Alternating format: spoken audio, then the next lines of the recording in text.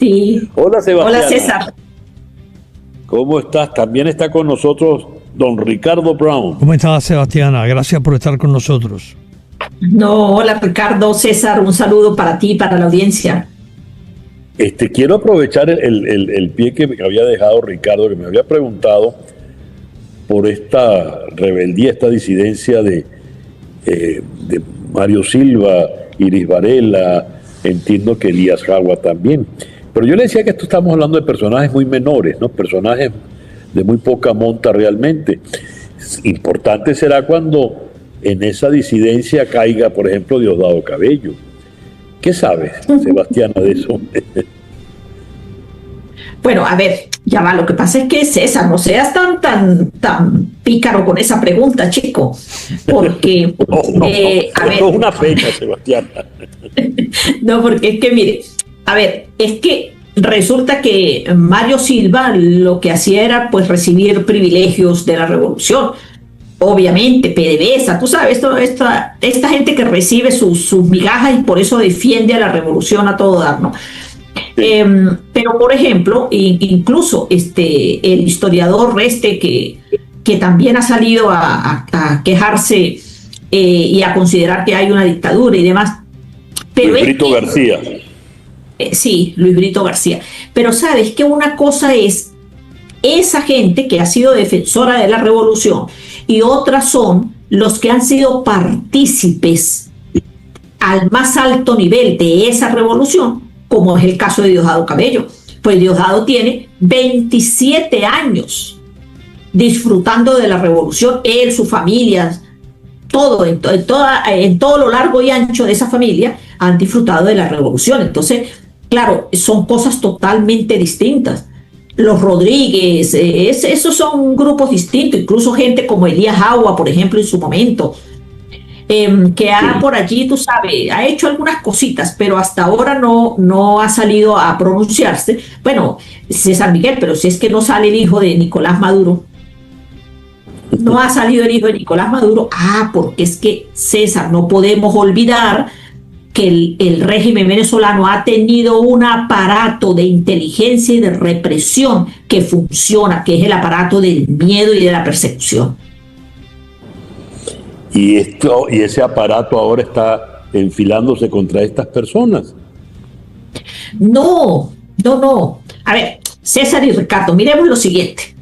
Si algo ha funcionado al régimen venezolano ha sido precisamente el aparato de represión. Pero ese aparato se activa en determinados momentos y ante determinadas personas.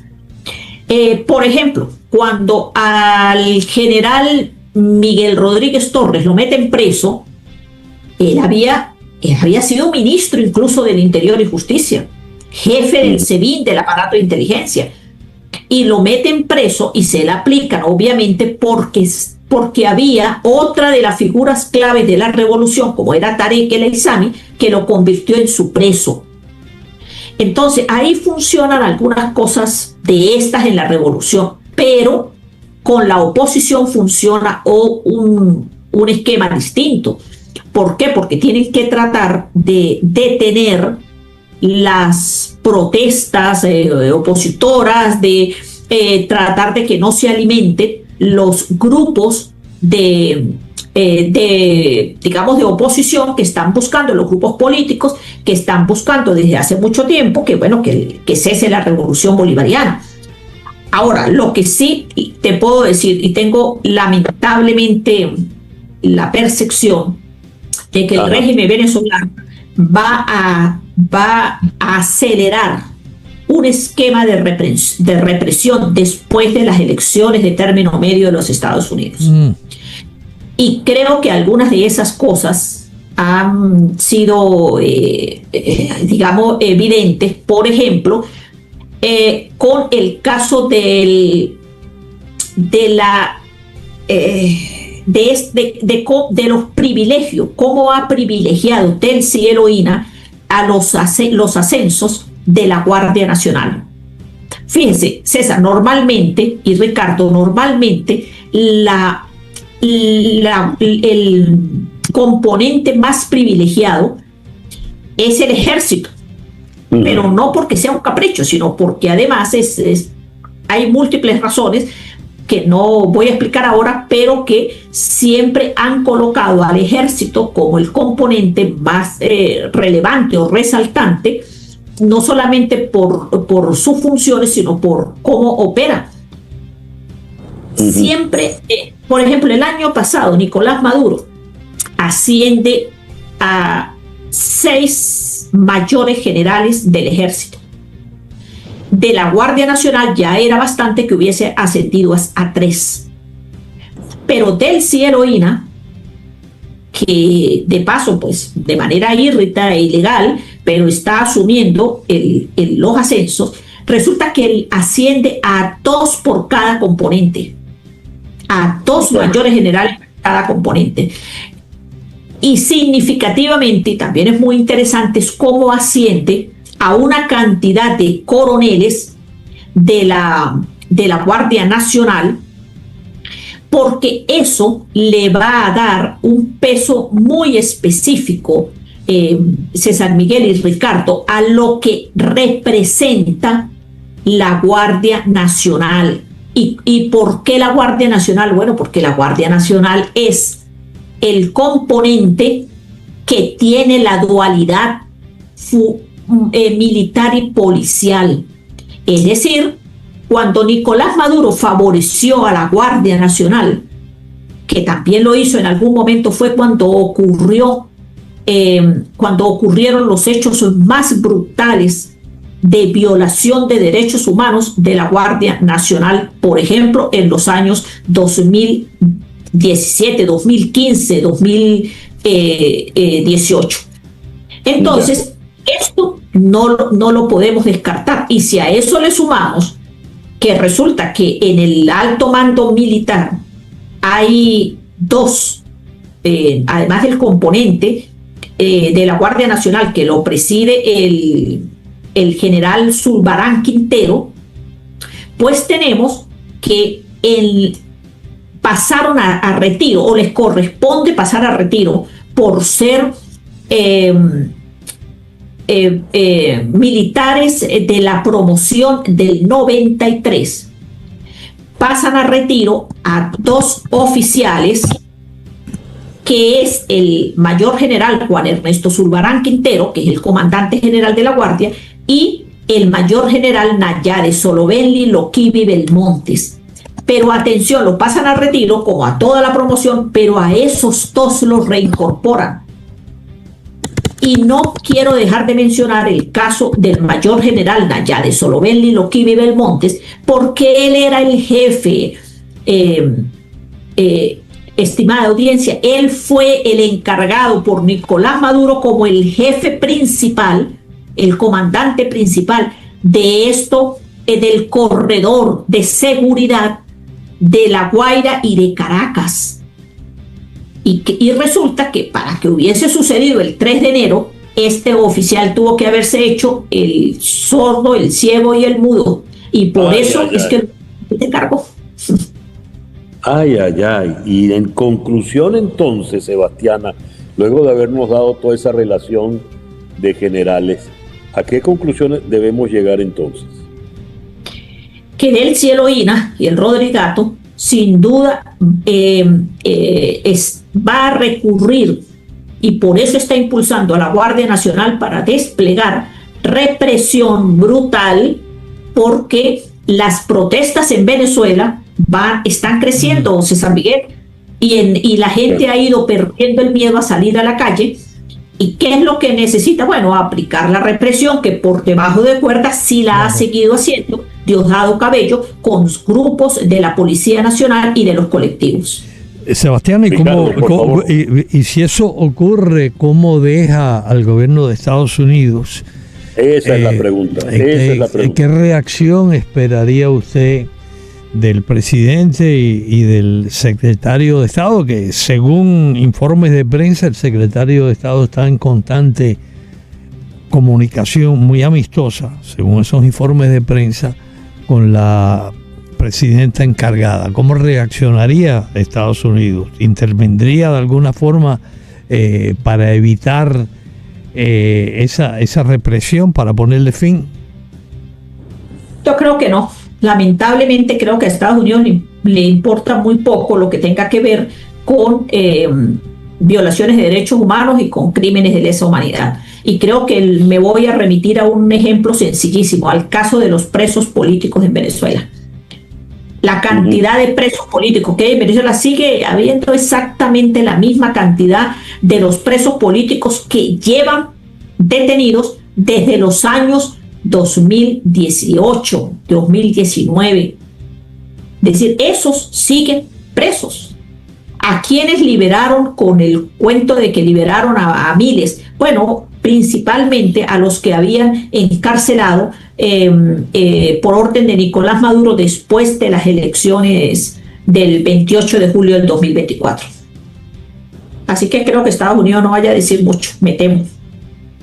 Ahora, Sebastián, aprovechando la pregunta de Ricardo, que siento es el tema fundamental. El 1 de agosto comienza una reunión, no sé si es mesa de diálogo, mesa de trabajo, mesa de negociación, pero en todo caso una mesa con 10 opositores o 10 representantes de la Asamblea Nacional del 2015 y 10 representantes del gobierno interino. Pero todo esto no con la anuencia del gobierno americano, todo esto con la instrucción, la égida, la pauta, la agenda que marca el Departamento de Estado. ¿Qué información manejas con relación a esa presencia del Departamento de Estado en esa reunión? A ver, yo creo que este invento de la mesa, pues creo que de verdad yo creo que eso responde y respondió a lo que ocurrió con el Manifiesto de Panamá. Una vez que ocurre Estados Unidos, la administración Trump, pues lo que asume es que es inminente que María Corina regrese al país, y porque además hubo una coincidencia con sectores no solamente de la plataforma de la oposición, de la plataforma democrática, sino de algunos sectores de las disidencias del chavismo y la propia María Corina Machado. Entonces, ese acuerdo puso en alerta a la administración Trump, porque obviamente no quería que ese manifiesto se hiciera. Cuando salen y se hace el manifiesto, pues lo que se les ocurre es decir, no, vamos a buscar a otro que represente a la oposición, y en este caso crear todo este cuento que han armado del inicio de la transición, que no ha sido más que una falsedad. Ricardo. Sí, pero aparentemente la persona escogida del otro lado, bueno, está la ungida en Miraflores, pero ha sido la señora Dinora Figuera. Para aquellos que no somos venezolanos y no estamos tan empapados en todo este tema de la complicada política venezolana, sobre todo de la oposición, ¿me pueden ilustrar un poquito más sobre esta figura, la señora Figuera? ¿La ven como rival de María Corina? No, yo no creo que... No, yo no creo que la vean como rival, e incluso creo que la propia Dinora Figuera tampoco asume que sea ninguna rival de María Corina.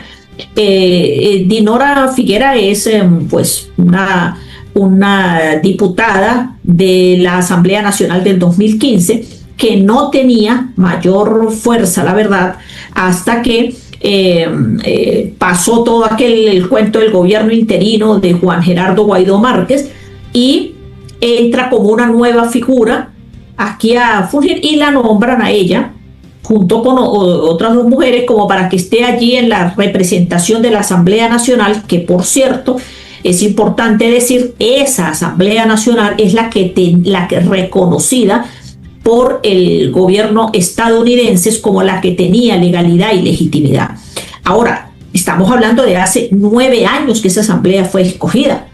Y y durante estos últimos años pues no ha tenido, la verdad, mayor fuerza que la legalidad o la legitimidad que le daba la administración Trump, sobre todo en el caso de los tribunales estadounidenses, para la defensa o para responder, por ejemplo, ante la cantidad de demandas que hay contra PDVSA o Citgo o Venezuela como país.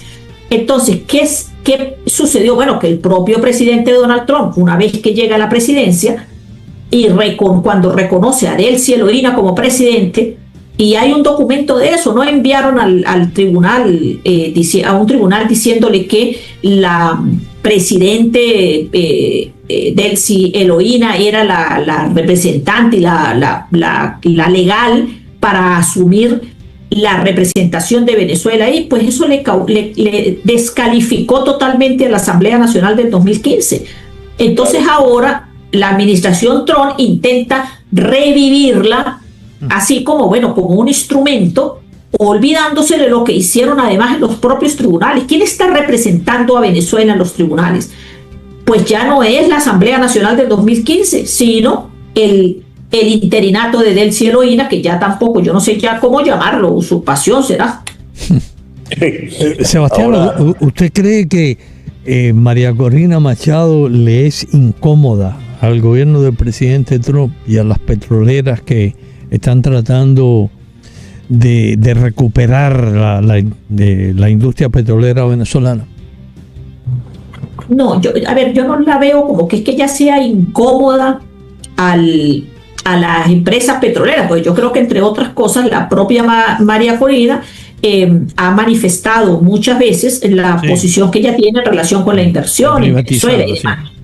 Sí, yo creo que aquí el problema ha sido que la propuesta inicial de las 3 fases para Venezuela, que fue con lo que arrancó la operación Lanza del Sur el año pasado, y una vez que pasa por haber extraído a Nicolás Maduro de territorio venezolano, pues el presidente Trump encontró que en la señora Delcy Eloína pues iba a tener mayor amplitud y la situación con ella era mucho más amplia para obtener los recursos del oro, del petróleo, y pare de contar, que en otras condiciones, Ricardo, y perdonen que me diga esto, pero yo creo que ningún venezolano, y de verdad lo digo, ningún venezolano con un sentido mínimo de patria aceptaría la posición que tiene el señor Trump en relación con los recursos venezolanos.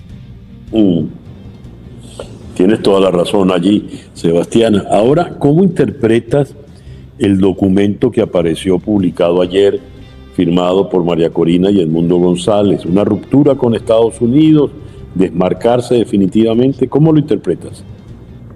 No, yo no creo que haya ninguna ruptura. Yo creo que María Corina y el doctor Edmundo hicieron varias cosas muy relevantes con ese comunicado. Uno es que, fíjense, ellos arrancan ese comunicado hablando de soberanía popular, porque es de lo que está hablando sin duda lo que están hablando muchos sectores en Venezuela. Además, rescatan 2 cosas en ese primer párrafo, que es las primarias del 2022 y las elecciones del 28 de julio, como un elemento de legitimidad y liderazgo. Por otra parte, cuando ellos hablan de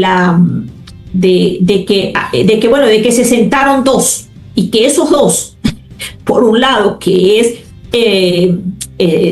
la Asamblea Nacional del 2015, y por el otro, y esto es muy importante, dice el representante del régimen, porque es que eso sigue siendo el régimen venezolano. Entonces, ¿qué es lo que dice? Bueno, que ellos lograron hacer un mecanismo entre esos 2, ¿verdad?, en el que no participó ni María Corina ni el doctor Edmundo, y que por lo tanto ellos no tienen que explicar nada. Claro. ¿Qué es lo que yo considero relevante de eso?